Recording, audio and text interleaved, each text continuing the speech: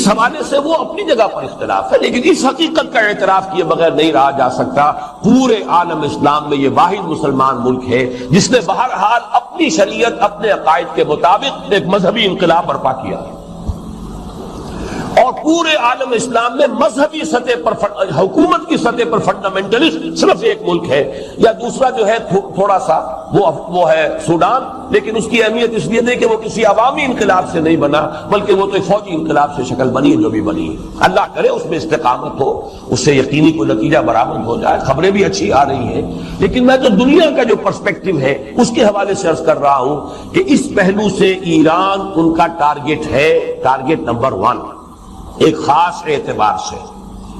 Target number 1 ایک دوسرے اعتبار سے ہم ہے، وہ میں بعد میں عرض کروں گا۔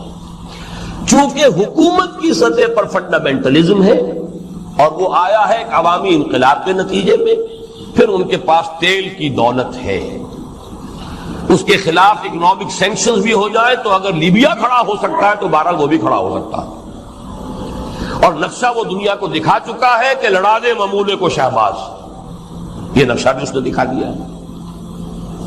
یہ ہے ایران کا معاملہ۔ نمبر 2 پاکستان۔ پاکستان 400 برس کی تجدیدی مساعی کا امین ہے، امانت دار ہے۔ پورے ہندوستان میں مجدد الفسانی رحمت اللہ علیہ، شاہ ولی اللہ دہلوی رحمت اللہ علیہ، سید احمد بریلوی رحمت اللہ علیہ، ان کا جہاد، پھر اس 20ویں صدی عیسوی میں یا 14ویں صدی ہجری میں علامہ اقبال جیسا مفکر، مولانا مودودی جیسا مصنف، مولانا الیاس جیسا مبلغ، شیخ الہند جیسا مجاہد حریت، پورے عالم اسلام میں ان کا پیرلل کوئی موجود نہیں۔ یہ 400 سال کی تاریخ ہے، اس کی امانت، اور اس کے نتیجے میں یہاں کے مڈل کلاس میں فنڈامنٹلزم کا ایک نیوکلیس ہے، اگرچہ حکومت کی سطح پر کوئی پیش رفت نہیں ہو سکی آج تک، بلکہ اب تو پسپائی ہو رہی ہے، اب پیچھے ہٹ رہے ہیں۔ وہ ہمارے ان سیاسی جو بھی زعماء ہیں، جو جماعتیں ہیں، ان کی غلطی اور الیکشن ہی کو واحد میدان بنا کر اس کے اندر اپنا سارا وقت و توانائی اور قوتیں ضائع کر دینا، یہ ہے در حقیقت جس کا کہ یہ صدا مل رہی ہے کہ اس اعتبار سے تو پسپائی کی طرف ہے معاملہ، کسی پیش رفت کی طرف نہیں ہے۔ لیکن باہر والے تو دیکھتے ہیں نا کہ اندر کیا کچھ مواد موجود ہے۔ اگر مڈل کلاس میں وہ فنڈامنٹلزم کا بارود موجود ہے تو کسی بھی وقت اس کے اندر جو ہے وہ کوئی دھماکہ ہو سکتا ہے۔ دوسری بات جو ان کے لیے ایک اعتبار سے ٹارگٹ نمبر 1 ہمیں بنا رہی ہے، وہ ہمارا ایٹمک نو ہاؤ ہے۔ پورے عالم اسلام میں اور کسی کے پاس نہیں۔ اسلامی بم اگر بنے گا تو یہی بنے گا۔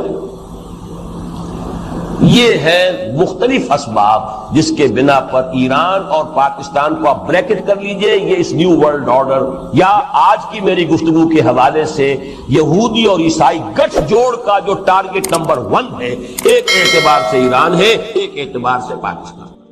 مومن سب آپس میں۔ اگر آپ کو ہماری یہ ویڈیو پسند آئے تو ہمارے چینل کو لائک اور سبسکرائب کریں۔ بھائی فَأَصْلِحُوا بَيْنَ أَخَوَيْكُمْ، اس کا پہلا تقاضا ہی کہا گیا کہ اگر تمہارے 2 بھائیوں میں اختلاف ہو جائے کرے تو اصلاح کر دیا کرو، اصلاح کرا دیا کرو، صلح کرا دیا کرو۔ فَاتَّقُوا اللَّهَ، اللہ کا تقوی اختیار کرو۔ یعنی ان ڈفرنس کی روش صحیح نہیں ہے، بھائی میں کیا کروں یہ جانے، آپس میں اپنا معاملہ جانے۔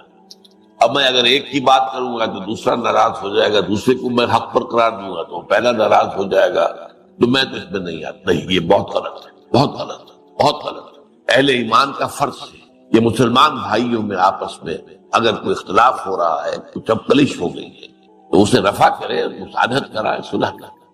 اس کے بعد پھر 6 احکام آئے، وہ لا والے۔ اہل ایمان، تم میں سے کوئی مرد کچھ دوسرے مردوں کا تمسخر نہ کیا جائے، مذاق اڑانا، استہزاء۔ ہو سکتا ہے کہ جن کا مذاق اڑایا جا رہا ہے وہ مذاق اڑانے والوں سے بہتر ہو اللہ کی نگاہ میں۔ اب آپ نے کسی کا جسمانی عیب ہے اس پر مذاق اڑا دیا، یہ تو اللہ نے بنایا بھائی، اور کیا پتا کہ اس کے دل میں ایمان کتنا ہے، تمہارے اندر کتنا ہے، اللہ کی نگاہوں میں اس کا وزن زیادہ ہو، لہذا تمسخر استہزاء۔ لا یسخر قوم من قوم عسى ان يكونوا خيرا منهم، اور چونکہ یہ مرض خواتین میں زیادہ ہوتا ہے لہذا دوہرا کر رہا ہے، ولا نساء من نساء، اور نہ ہی کوئی عورتیں دوسری عورتوں کا مذاق اڑائیں اور تمسخر کریں۔ عسى ان يكون خيرا منهن، ہو سکتا ہے، سوچیں کہ جن کا مذاق اڑا رہی ہو وہ بہتر ہو اللہ کے نزدیک تم سے. ان کے لباس کے اوپر فکرہ چست کر دیا، کوئی وقت کے فیشن کے مطابق نہیں ہے، یہ کوئی اور شکل ہے. تو یہ چیزیں ہوتی عورتوں میں زیادہ ہے مردوں سے، ورنہ عام طور پر صرف مذکر کے سیغے میں ایک بات آ گئی تو وہ مردوں سے بھی خطاب ہو گیا، عورتوں سے بھی ہو گیا. لیکن جہاں خاص معاملہ عورتوں کا ہو تو وہاں پر اس کو دوہرا کر لاتا. وَلَا تَلْمِزُوا أَنفُسَكُمْ، ایک دوسرے کو الزام نہ لگایا کرو، بہتان تراشی نہ کیا کرو، عیب چینی نہ کیا کرو. وَلَا تَلْمِزُوا أَنفُسَكُمْ وَلَا تَنَابَزُوا بِالْأَلْقَابِ، ایک دوسرے کے چڑھانے والے نام نہ رکھ لیا کرو. اب یہ جو ہے یہ بھی بہت بری بات ہے. آپ نے کسی وہ اپنی جگہ پر فرض کیجئے کوئی لوگ اپنے آپ کو اہل حدیث کہتے ہیں یا سلفی کہتے ہیں، آپ نے ان کو وہابی کہہ دیا. اب یہ چیز جو ہے تکلیف دہ ہے ان کے لیے، آپ کیوں اس کا معاملہ کرتے ہیں؟ ایسا نہ کریں. جماعت اسلامی کے لوگ ہیں، مودودی ہے، اب یہ بھی کوئی صحیح نہیں انداز نہیں ہے آپ کا. یہ تو یہ ہے کہ ان کو وہ جماعت اسلامی کے رکن ہے، آپ اسی اعتبار سے نہیں یاد آتی. وَلَا تَنَابَزُوا بِالْأَلْقَابِ بِئْسَ الِاسْمُ الْفُسُوقُ بَعْدَ الْإِيمَانِ، ایمان کے بعد تو یہ برے نام بھی برے. عمل تو دور کی بات ہے، یہ زبانی کلامی بھی جو تم بات کر دیتے ہو، تم سمجھتے ہو کہ شاید اس پر کوئی گرفت نہیں ہوگی، اللہ تعالیٰ کے ہاں اس کی بڑی گرفت ہوگی. ہم وہ حدیث پڑھ چکے، حضرت معاذ سے کہا تھا حضور نے کہ معاذ سکرت کا امک یا معاذ، لوگوں کو جہنم میں اونھے منہ ڈالنے والی شے اس زبان کی کھیتیوں سے بڑھ کر اور کوئی نہیں. زبان جو ہے جو کہ بے لگام ہوتی ہے، اس میں طاقت نہیں لگی، کچھ خرچ نہیں آیا، جو چاہا بک دیا. لیکن ہر لفظ جو ہے تمہارے منہ سے نکلا ہوا وہ یا تو جنت میں جا کے پودا بن جائے گا اور یا جہنم کا کوئی جھاڑ چٹاڑ بنے گا جو تمہیں آخرت میں جا کے کاٹنا پڑے گا. اگلی آیت میں فرمایا اہل ایمان ایک دوسرے سے سوء ظن سے کام نہ کرے. پہلے اسے انسان سمجھے کہ اس میں تو یہ خرابی ہے. بھائی آپ کے پاس کیا ثبوت ہے؟ وہ واقعہ ہو گیا ہے، کوئی ثبوت ہے اب ٹھیک ہے آپ کوئی رائے قائم کریں. ایسے ہی بغیر کسی ثبوت اور واقعے کے آپ نے ظن قائم کر دیا. ان بعض الظن اسم، بعض جو ہے سوء ظن وہ تو اللہ کی نگاہ میں گناہ بن جاتا ہے، بہت بڑا گناہ ہوتا ہے. ولا تجسسوا، اور دیکھو ایک دوسرے کی حالات کی ٹو میں نہ رہا کرو. بعض لوگ ہوتے ہیں جیسے مکھی کے کام میں گندگی میں بیٹھے گی، وہ اپنی فطرت ہے. کچھ لوگ جو ہے وہ اس میں رہتے ہیں کھوج میں، اس گھر میں کیا ہو رہا ہے، اس میں کوئی دنگا ہے یا نہیں، فساد ہے کہ نہیں، ذرا سی کوئی اگر مل گئی بات کو لے اڑے. یہ ان کا ذوق ہوتا ہے. تو اس طریقے سے کرو گا بھلا تجسس. بلکہ آج ہم جو حدیث پڑھ رہے ہیں اس کے برعکس ہے کہ اگر تمہارے کسی مسلمان بھائی کا کوئی عیب تمہارے علم میں آ جائے تو اس کے اوپر پردہ ڈالو، اسے بیان کرنا، خود تجسس کر کے لوگوں کے عیوب تلاش کرنا، یہ تو بہت بری بات ہے. وَلَا يَغْتَبْ بَعْضُكُمْ بَعْضًا، اور دیکھو ایک دوسرے کی غیبت نہ کیا کرو. کسی مسلمان بھائی کے پیچھے اس کی کوئی برائی بیان نہ کرنا. اور پوچھا گیا حضور اگر وہ برائی اس میں ہو تب بھی نہ کریں. فرمایا تبھی تو وہ غیبت ہے، اگر وہ ہے بھی نہیں تو بہتان ہو گیا، پھر وہ تو بہت بڑا گناہ ہو گیا.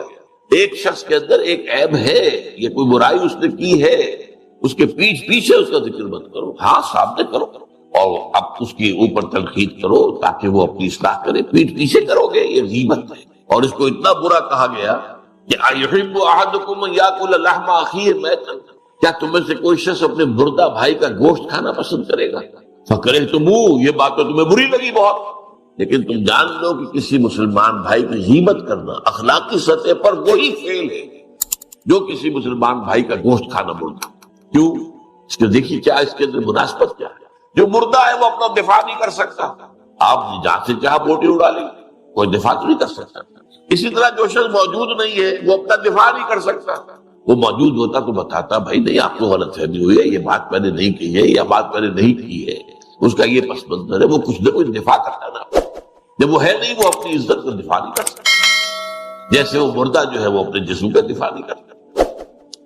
یہ میں نے آپ کو بتایا یہ انداز ہے قرآن کا، جیسے کہ ہمارے کلمے کی بھی ترتیب یہی ہے لا الہ الا اللہ. پہلے نفی، لا الہ نہیں ہے کوئی بھی معبود الا اللہ، سوائے اللہ.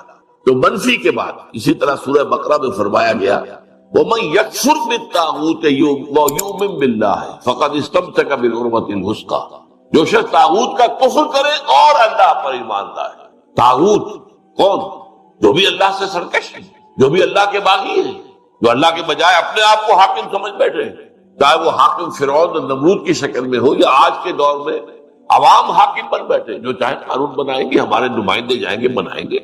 وہ شراب کو جائز قرار دے، ہومو سیکسولیٹی کو جائز قرار دے، ہومو سیکشل میرجز کے جواز کا فتویٰ دے بلکہ رجسٹر کرے. ایک مرد شوہر ہے، دوسرا مرد جو ہے وہ بیوی ہے، قانون کی نگاہ یہی ہوگی. یا ایک عورت شوہر ہے اور ایک عورت کی بیوی ہے، قانون کی نگاہ میں تو یہ بات ہوگی. حالانکہ گویا کہ فطرت سے بغاوت کا معاملہ ہے. فطرت سے اللہ نے بنایا ہے عورت اور مرد کو، اس کی تخلیق، اس نے جو جسم بنائے ہیں، جو نفسیات بنائی ہے، وہ ایک دوسرے سے بالکل جدا ہے. تو اس حوالے سے تو در حقیقت یہ سب طاغوت ہیں.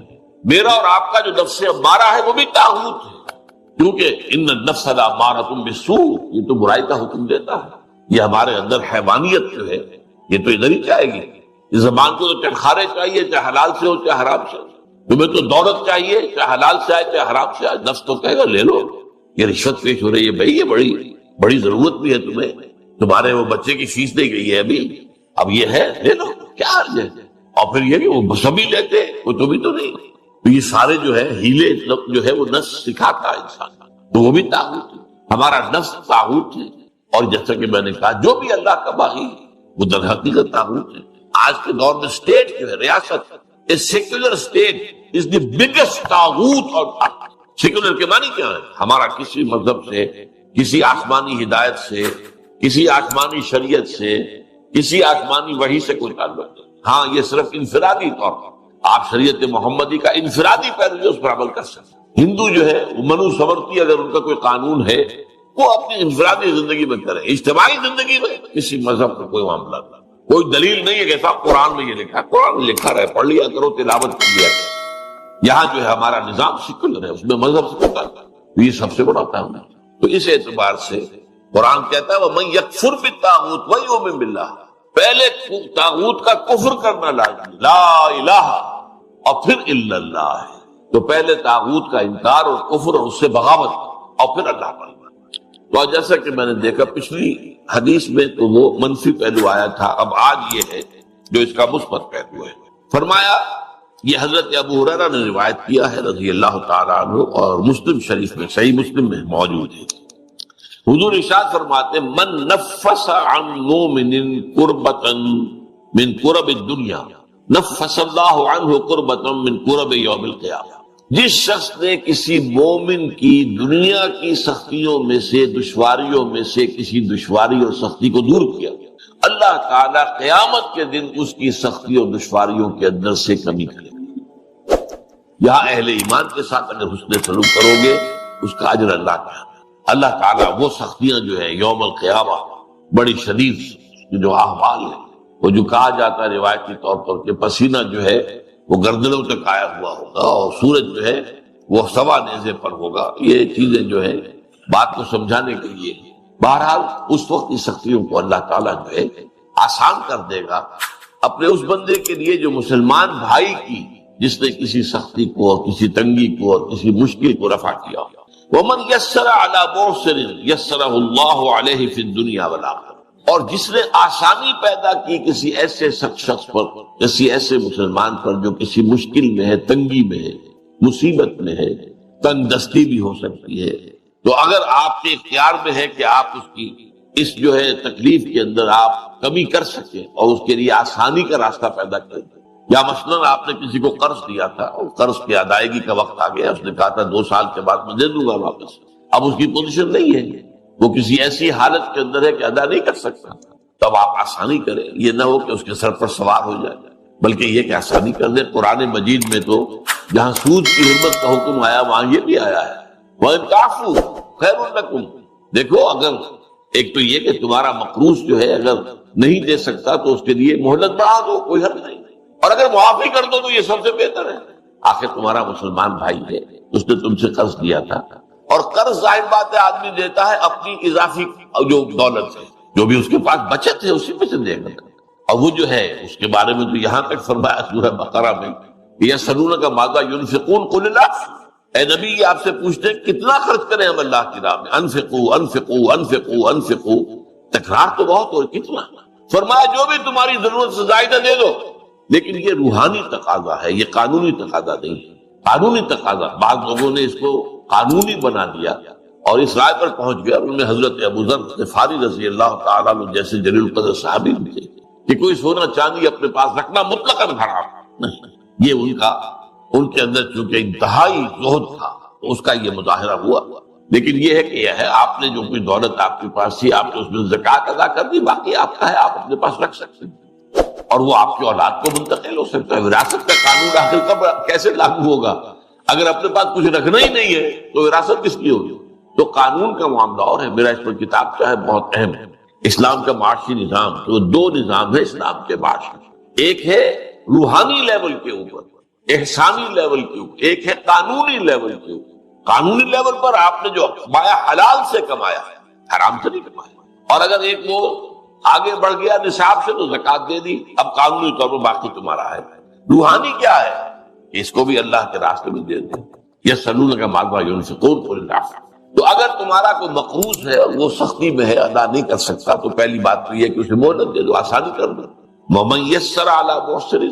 اور اگر اس سے بھی آگے جیسا کہ میں نے بتایا سورہ بقرہ میں آیا ہے، اگر معافی کر دو تو تمہارے لیے بہت ہی بہتر ہے، بہت بڑی کمائی، بہت بڑی نیکی بن جائے گی.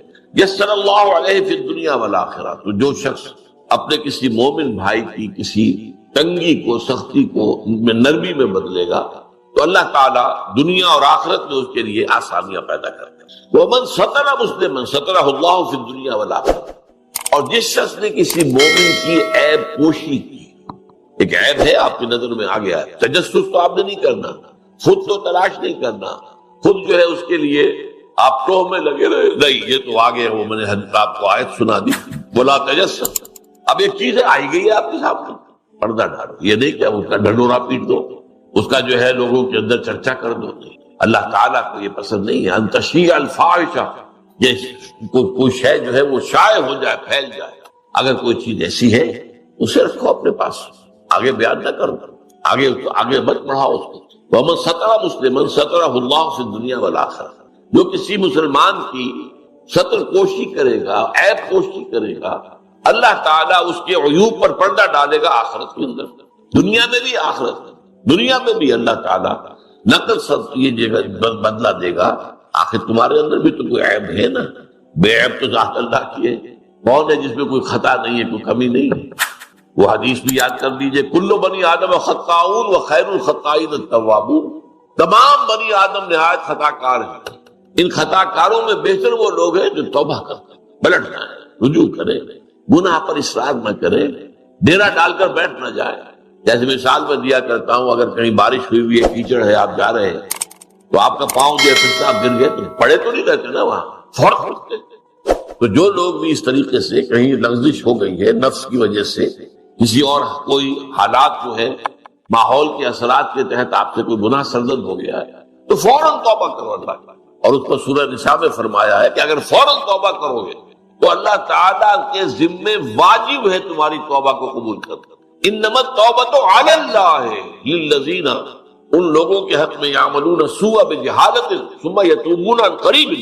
اگر بالکل جلدی فوری طور پر جو ہے جذبات کے رو میں کام غلط میں کر بیٹھا ہے، اللہ معاف فرمائے. تو یہ چیز جو ہے اللہ تعالیٰ پھر معاف کرنے والا ہے. تو دنیا میں بھی تمہارے عیوب پر پردہ ڈالے گا اللہ، اور آخرت میں بھی. واللہ فی عون العبد ما کان العبد فی عون اخیہ. اس قدر پیارے یہ جو تعلیمات ہیں آپ اندازہ کریں، اس قدر عمدہ اور جامع الفاظ کے اندر. اور دیکھو اللہ تعالیٰ اپنے بندے کی مدد میں لگا رہتا ہے. ما کان العبد فی عون اخیہ، جب تک کہ بندہ اپنے بھائی کے کام میں لگا ہوتا. آپ اپنے بھائی کے کام میں لگے، آپ وقت لگا رہے ہیں، اللہ تعالیٰ آپ کے کام میں لگ جائے گا، آپ کی ضرورتیں پوری کرے گا. اب یہ اونچا درجہ دیکھیں، خدمت خلق ہے، کسی بھائی کی مدد ہے، اس میں وقت بھی لگ رہا ہے. کوئی ایسا شخص ہے جو مظلوم ہے اور وہ آپ سے آ کے کہتا ہے کہ صاحب فلاں حاکم کے پاس جا کر بتائیے میری بات، وہ میری بات تو کوئی سن نہیں رہا ہے. تو اگر اس کی بات حق ہے اور آپ جا کر جو ہے شفاعت کرتے ہیں، اس کی سفارش کرتے ہیں، یہ شفاعت حسنہ کہلاتا ہے. اس میں بڑا اجر و ثواب ہے. اب آپ جائیں گے اس کے ساتھ اور جا کر اپنا وقت لگائیں گے تو ظاہر بات ہے کہ اس پر آپ اس کی مدد میں جا رہے ہیں نا. اب اتنے عرصے تک آپ کے سارے کام اللہ سے مان لے گا. واللہ فی عون العبد ما کان العبد فی عون اخیہ. جیسا کہ ایک واقعہ تھا بہت مشہور، مکے میں ایک شخص آیا، کوئی تاجر تھا، ابو جہل نے اس سے کچھ مال خریدا، بہت پیسے نہیں دیے. اب وہ بیچارہ فریاد کرتا پھر رہا ہے. تو وہ آیا، ایک جگہ پر سردار بیٹھے ہوئے تھے بہت سے، ان کے پاس گیا، فریاد کی کہ دیکھے ابو جہل جو ہے میری رقم نہیں دے رہا۔ انہیں شرارت سوجی کہ دیکھیں تماشا دیکھتے ہیں۔ اس نے کہا دیکھیں وہ شخص جو وہاں پر نماز پڑھ رہا ہے نا، اس کے پاس جاؤ، وہ تمہارا مال دلوا سکتا۔ وہ حضور تھے صلی اللہ علیہ وسلم۔ اب حضور کا تو کٹر دشمن ہے ابو جہل، اس نے جا کر اپنی بات کی، حضور چل پڑے۔ ابو جہل کے دروازے پر جا کر دستک دی، وہ باہر آیا، فرمایا اس کا مال ادا کر دو۔ وہ فوراً گیا، خاموشی کے ساتھ داخل ہو گیا۔ تو یہ روب وہ اللہ تعالیٰ نے نصرت بالرعب، حضور فرماتے ہیں اللہ نے میری مدد کی ہے روب کے ساتھ۔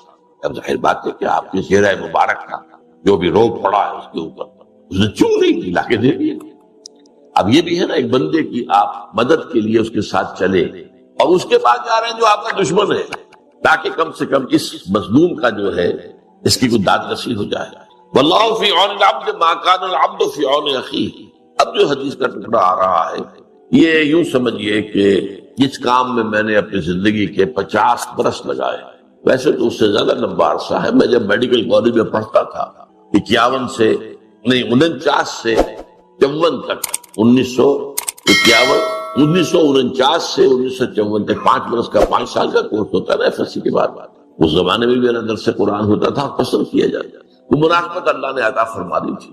لیکن اس کے بعد تو آپ کو معلوم ہے کہ پھر تو میرا زندگی کا جو ہے اصل کام یہ رہا، قرآن پڑھنا پڑھانا، سمجھنا سمجھانا، سیکھنا سکھانا، عام کرنا۔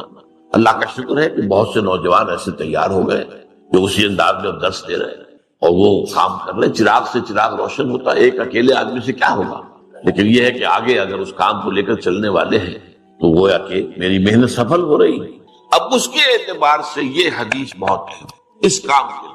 پہلی بات تو فرمائی وَمَنْ سَلَكَ طَرِيقًا يَلْتَمِسُ فِيهِ عِلْمًا، جس شخص نے کوئی راستہ طے کرنا شروع کیا جس سے اس کا مقصد حصول علم تھا، کہیں جا رہا ہے، جیسا کہ آپ کو معلوم ہے کہ اب جب حدیثیں جمع کی گئی ہے تو اب کسی شخص کو محدث کو معلوم ہوا کہ فلاں بصرہ میں یا بغداد میں ایک ہے صاحب کہ جو اس حدیث کی روایت کرتے ہیں، جس میں کہ روایت کی چین کم ہے، لمبا سفر کر کے گئے ہیں، جا کر کہا میں نے سنا ہے کہ آپ حضور کی حدیث روایت کرتے ہیں۔ جی ہاں یہ حدیث ہے۔ فوراً واپس، بس حدیث سنی اور واپس۔ ان کہا بھی نہیں، میں ایک مقصد کے لیے آیا تھا اور میں اس مقصد میں کسی اور چیز کو میں شامل نہیں کرتا، خارج کرنے بن تھا۔ تو ظاہر بات ہے کہ علم کے حصول کے لیے، پھر بعد میں ظاہر بات ہے کہ لوگ سفر کرتے تھے، جاتے تھے مراکز علمی میں، اور آپ کو معلوم ہے شیخ عبد القادر جیلانی رحمۃ اللہ علیہ کو جب ان کی والدہ نے روانہ کیا تھا حصول علم کے لیے، تو کچھ اشرفیاں ان کی جو صدری تھی، یہ واسکٹ جو ہم پہنتے ہیں اس کی اندر سیدھی تھی کہ یہ وقت آئے گا تو کسی کو ضرورت آئے گا۔ وہاں راستے میں ڈاکوؤں نے ڈاکہ ڈالا، ڈاکوؤں کا سردار ہر ایک سے پوچھا تمہارے پاس کیا ہے؟ اب ہم کہتے کچھ نہیں ہے، لیکن پھر تلاشی میں بھی نکل آتا تھا۔ اس نوجوان سے پوچھا کہ اس نے کہا 32 اشرفیاں ہیں۔ اب یہ حیران ہوا کہ یہ اس نے کیوں صاف کر دیا، کہاں ہے؟ ہمیں تو نظر نہیں آئی۔ اس نے کہا یہ سلی ہوئی جو ہے میری جیکٹ کھول کے دیکھ لو 30 اشرفی۔ اتنا اثر ہوا کہ وہ جو ہے تائب ہو گیا، وہ اشرفیہ بھی واپس کی، باقی بھی جن کا مال ملتا تھا وہ واپس کیا، اور پھر اس کی زندگی جو ہے وہ نیکی کی۔ یہ چیز ہوتی یقیناً اس کے اندر جو ہے خیر ہوتا۔ تو من سلک طریقا یلتمس فیہ علما سہل اللہ لہ بہ طریقا الی الجنہ، جو شخص کوئی راستہ اختیار کرتا ہے، سفر اختیار کرتا ہے حصول علم کے لیے، اللہ تعالیٰ اس کی بدولت اس کے لیے جنت کا ایک راستہ آسان کر دے۔ طلب علم کا سفر گویا کہ جنت کی طرف سفر ہے۔ وہ علم کون سا ہے؟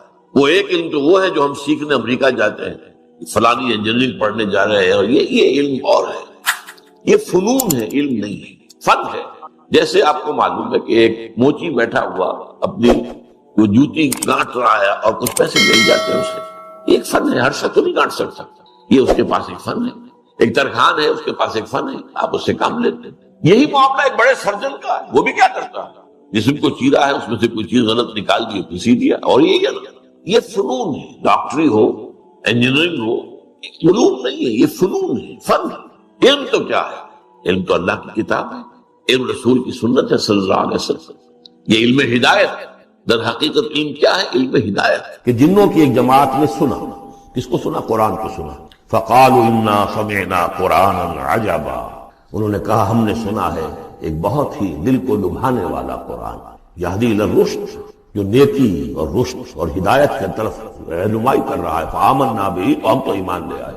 اس وقت بھی میں نے کہا تھا یہ لمحہ فکریہ ہے، ایک دفعہ کیا اجتماع ہے قرآن کا، اور وہ بندے کہاں سے کہاں پہنچ، داعی بن گئے۔ ہمارا کیا حال ہے؟ ہم نے اس معنی میں قرآن کبھی پڑھا ہی نہیں، سنا ہی نہیں۔ سنتے ہیں تو خیبر میل کی سپیڈ سے جو پڑھ رہا ہوتا قاری، 5 دن میں پورا قرآن، 6 دن میں پورا قرآن، اور اشتہار دیے جا رہے ہیں۔ یہ ہے ہمارا ریچول۔ یہاں تو 20 منٹ میں ہو جاتی ہے، یہاں 30 منٹ، یہاں چلو وہاں اور سے بھی کم میں ہو جاتی ہے، وہاں چلو۔ قرآن کا نتیجہ تو یہ نکلنا چاہیے وہ آپ کو پوزیس کر لے، جانے نہ دے۔ انا سمعنا قرآنا عجبا یہدی الی الرشد فآمنا بہ ولن نشرک بربنا احدا۔ اب ہم کبھی بھی اپنے رب کے ساتھ کسی کو شریک، وانہ تعالی جد ربنا، اور یقیناً ہمارے رب کی عزت شان بہت بلند ہے۔ متخذ صاحبۃ ولا ولدا، اس نے نہیں اختیار کی نہ کوئی بیوی اور جورو نہ کوئی اولاد۔ وانہ کان یقول سفیہنا علی اللہ شططا، اور یقیناً ہمارا جو بے وقوف ہے بڑا، مراد یہاں پہ ہے وہی عزازیل ابلیس لعین، وہ چونکہ ہمارا ذرا بڑا بڑگر ہے تو وہ جو کچھ کہتا رہا ہے، وَأَنَّا ظَنَنَّا أَن لَّن تَقُولَ الْإِنسُ وَالْجِنُّ عَلَى اللَّهِ كَذِبًا، ہم تو اس گمان میں رہے، خوش گمانی میں، کہ جن اور انسان اللہ تعالیٰ کے اوپر جھوٹ نہیں باندھیں گے، لیکن وہ بدماش تو جھوٹ باندھتا رہا۔ ہم نے اپنی شرافت میں اس کی بات کو مان لیا۔ وَأَنَّهُ كَانَ رِجَالٌ مِّنَ الْإِنسِ يَعُوذُونَ بِرِجَالٍ مِّنَ الْجِنِّ فَزَادُوهُمْ رَهَقًا، اور یہ کہ جو انسانوں میں سے مرد ہیں وہ جنات کے مردوں میں کی حفاظت پکڑتے ہیں۔ یہ ہوتا تھا ان کا طریقہ، وہ سمجھتے تھے کہ بیابان میں جو ہے جنات رہتے ہیں اور وہ ان کے جو ہیں سردار بھی ہیں، تو اب راستے نے پڑاؤ ڈالا ہے جنگل میں، تو سب سے پہلے کہتے تھے کہ ہم اس جنگل کے، اس بیابان کے جنات کی ہم پناہ میں آتے ہیں۔ اب وہ سنتے ہوں گے یہ بے وقوف، یہ آدم کی اولاد، ہمارے تو جد امجد کو نکال دیا گیا جنت سے اس لیے کہ اس کو سجدہ نہیں کیا، یہ ہمیں معبود بنائے بیٹھے ہیں، ہماری پناہ طلب کر رہے ہیں۔ لہذا ان میں اور سرکشی پیدا ہو گئی اور اکڑ گئے کہ یہ انسان ہو کر یہ ہماری پناہ مانگ رہے ہیں، ہم سے طلب کر رہے ہیں پناہ، تو اس سے ان کے اندر اور زیادہ سرکشی پیدا ہو گئی۔ وَأَنَّهُ كَانَ رِجَالٌ مِّنَ الْإِنسِ يَعُوذُونَ بِرِجَالٍ مِّنَ الْجِنِّ فَزَادُوهُمْ رَهَقًا وَأَنَّهُمْ ظَنُّوا كَمَا ظَنَنتُمْ أَن لَّن يَبْعَثَ اللَّهُ أَحَدًا، اور دیکھو انہوں نے بھی ایسا ہی سمجھا جیسا کہ تم نے سمجھا ہوا ہے کہ اللہ کسی کو نہیں اٹھائے گا۔ اس کے 2 معنی ہیں، یعنی بعد سے بعد الموت کوئی نہیں ہے، مرنے کے بعد جی اٹھنا نہیں ہے، اور یہ بھی کہ شاید اب اللہ کسی اور کو رسول بنا کر نہ بھیجے، ان یبعث اللہ احد، اس لیے کہ 600 برس بیت چکے تھے، وہ تورات سے واقف تھے جو سورہ احقاف میں تذکرہ آیا ہے، فترت وہی 600 برس، جو یہ طویل ترین وقفہ تھا نبوت کا کہ کوئی نبوت کوئی رسالت دنیا میں نہیں، تو ان کو یقیناً اس سے خیال ہوا ہوگا کہ بس اب ختم ہوا معاملہ، اب کوئی اور رسول نہیں ہے۔ وَأَنَّا لَمَسْنَا السَّمَاءَ، اور ہم نے ذرا ٹٹولا آسمان کو، ہم نے چاہا کچھ خبریں لے کر آئیں ذرا غیب کی، فَوَجَدْنَاهَا مُلِئَتْ حَرَسًا شَدِيدًا وَشُعُبًا، تو ہم نے تو پایا اس کو کہ وہ بھرا ہوا ہے صف چوکیداری سے، اور انگارے رکھے ہوئے ہماری وہ ہمیں کھدیڑنے کے لیے۔ یعنی یہ کہ ہمیں معلوم ہو گیا کہ کوئی واقعی وقت ایسا ہے، کیونکہ یہ سارا انتظام خاص طور پر جبکہ وہی یہ نبوت آتی تھی تو اہتمام کر لیا جائے۔ عام حالات میں کوئی بات نہیں، روح اتر رہے ہیں فرشتے، اور یہ جو ہے یہ آگ سے بنے ہیں، وہ نوری ہیں یہ ناری ہیں، کچھ نہ کچھ ان سے یارانہ گانٹ کے کچھ نہ کچھ ان سے لے لیتے تھے، یا یہ کہ اچک لیا، من استراق سراقۃ، کسی نے کوئی چیز جو ہے کہیں سے لے لی۔ لیکن اب جو ہم نے دیکھا ہے آسمان کو تو واقعی وہاں تو بڑے سخت پہرے لگے ہوئے، یعنی کوئی نہ کوئی وحی کا سلسلہ ہے اور نبوت آنی ہے، اور وہ نبوت ہمیں تو مل گئی، ہم جا کر سنائے کلام اور ہم ایمان لے آئے۔ وَأَنَّا لَمَسْنَا السَّمَاءَ فَوَجَدْنَاهَا مُلِئَتْ حَرَسًا شَدِيدًا وَشُهُبًا وَأَنَّا كُنَّا نَقْعُدُ مِنْهَا مَقَاعِدَ لِلسَّمْعِ، اور ہم وہاں بیٹھا کرتے تھے، وہاں پہ گھاٹ میں بیٹھا کرتے تھے کچھ سنگل لینے کے لیے، مقعد بیٹھنے کی جگہ، مورچہ جہاں پہ بیٹھا جائے، ہم وہاں پر اپنے ٹھکانوں میں بیٹھا کرتے تھے۔ فَمَن يَسْتَمِعِ الْآنَ، لیکن اب اگر کسی نے کچھ سننے کی کوشش کی، يَجِدْ لَهُ شِهَابًا رَصَدًا، وہ پائے گا اپنے واسطے ایک انگارہ گھات میں، میزائل پیچھا کرے گا۔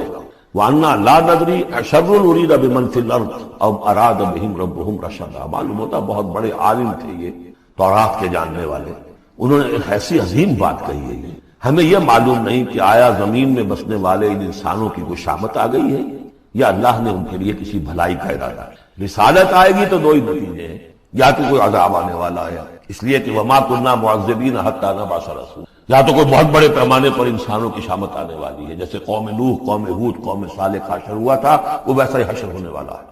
اللہ لا ندری، ہم نہیں جانتے، اشر ارید بمن فی الارض، زمین والوں کے لیے کسی شر کا فیصلہ کیا گیا ہے، ام اراد بہم ربہم رشدا، یا ان کے لیے ان کے رب نے بھلائی کا، خیر کا ارادہ کیا۔ ظاہر بات ہے نبوت اور رسالت محمدی خیر پر بولتی۔ وَأَنَّا مِنَّا الصَّالِحُونَ وَمِنَّا دُونَ ذَلِكَ، اور دیکھو ہمارے اندر نیک بھی ہیں، جنات نیک بھی رہے ہیں اور دوسری طرح کے بھی ہیں۔ بد نہیں کہا، یہ ہے حکمت تبلیغ، بروں کو بھی برا نہ کہو، ہاں دوسری قسم کے بھی ہیں، نیک بھی ہے اور دوسری قسم کے بھی ہیں۔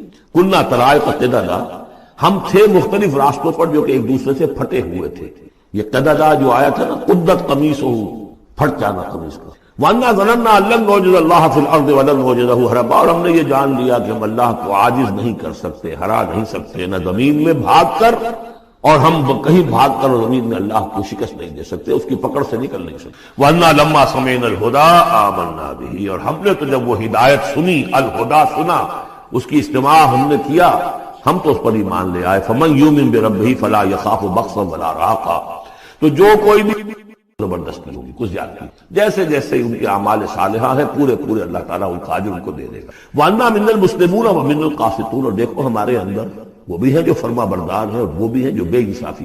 یہ قسط کے لفظ کے ساتھ سمجھ لیجئے، جب یہ ثلاثی مجرد میں آتا ہے تو قاسط اس میں فاعل بنا، وہ ناانصاف کے معنی میں، یہ باب افعال کے خواص میں سے ہے، سلب ماخذ جس کو کہتے ہیں۔ جب باب افعال میں آئے گا تو اس کے معنی ہے عدل و انصاف، اور جب ثلاثی مجرد میں آئے گا تو ناانصافی۔ قاسطون فمن اسلم فاولئک تحروا رشدا، جو لوگ اسلام لے آئے، اطاعت قبول کر لی، تو انہوں نے تو گویا کہ ڈھونڈ نکالی خیر کی راہ، نیکی کی راہ انہوں نے تلاش کر لی۔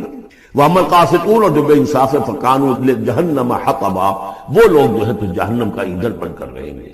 یہاں تک ان کی تقریر ہے جو انہوں نے تبلیغ کی۔ اب جو بات آگے آ رہی ہے یہ خود اللہ کی طرف سے کلام ہے۔ أَن لَوِ اسْتَقَامُوا عَلَى الطَّرِيقَةِ لَأَسْقَيْنَاهُم مَّاءً غَدَقًا، اور یہ کہ یہ اگر لوگ اپنے اس طریقے پر جو طریقہ انبیاء کا تھا، جو آدم نے دیا تھا، جو نوح نے دیا تھا، یہ چلتے رہتے تو ہم انہیں خوب پلاتے، پانی بھر بھر کر خوب سیراب کرتے۔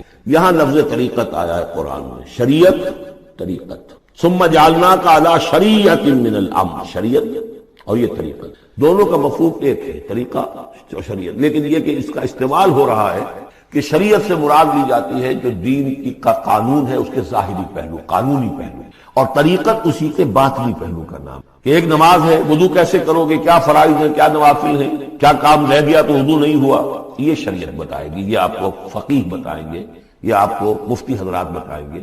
لیکن نماز کی اصل روح تو ہے خشوع اور خضوع، حضور قلب، یہ پھر طریقت کی طرف منتقل کر دیا گیا۔ بدقسمتی سے پھر ان کو پھاڑ دیا گیا، وہ علیحدہ علیحدہ ہو گئے۔ یہ سب چیزیں یکجا ہونی چاہیے۔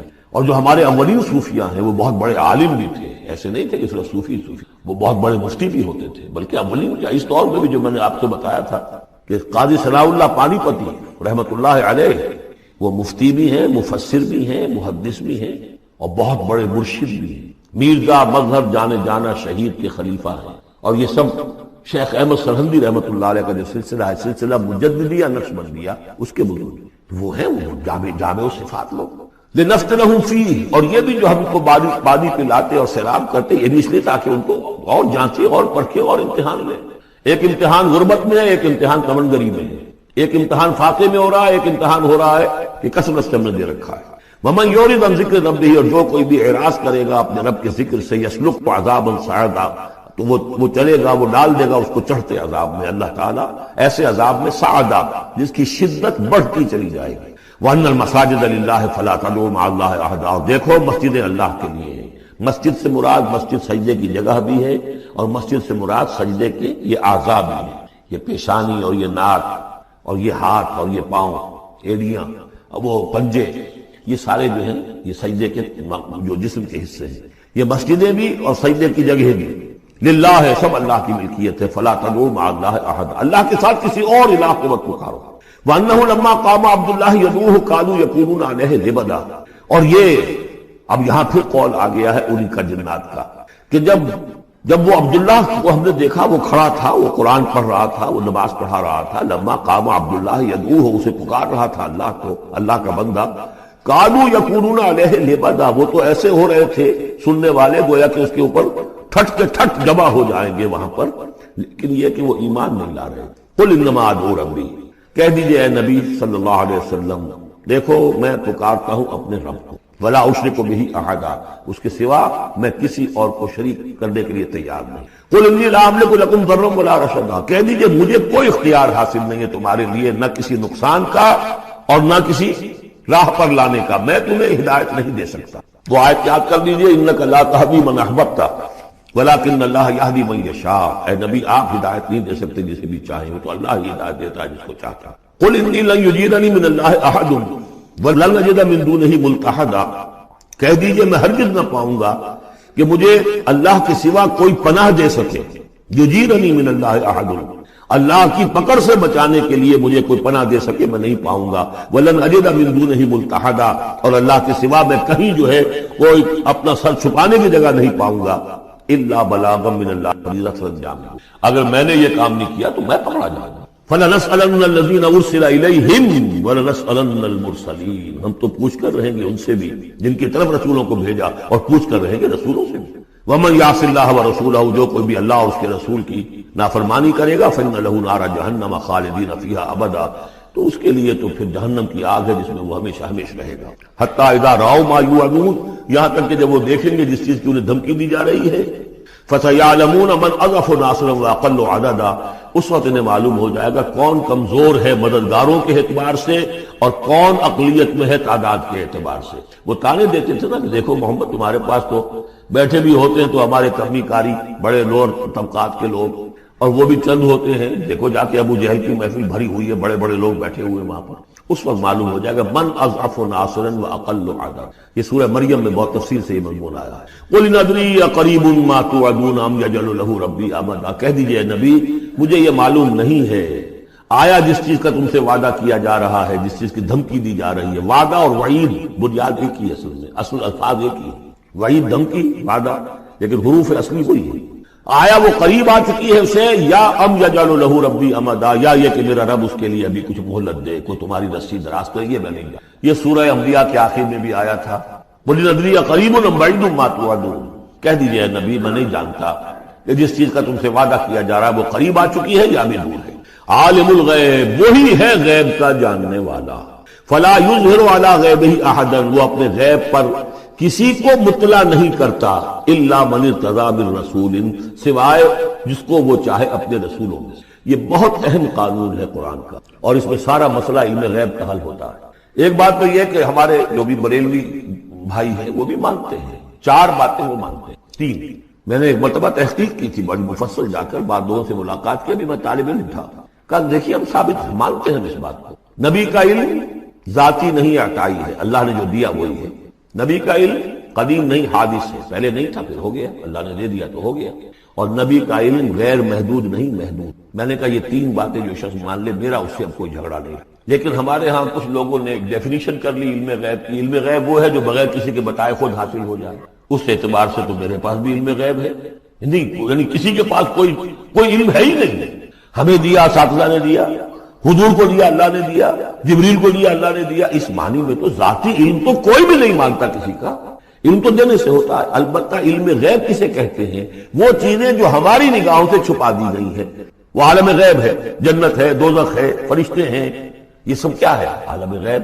تو نبیوں کو تو کچھ نہ کچھ حصہ اس کا دکھایا جاتا ہے تو نبی بنتے ہیں نا، ورنہ میرے اور نبی میں فرق کیا ہوا؟ اگر میرا بھی علم وہی ہوتا ان السمع والبصر والفؤاد، تو میرے علم اور حضور کا بھی علم یہی ہوتا تو فرق کیا ہوا؟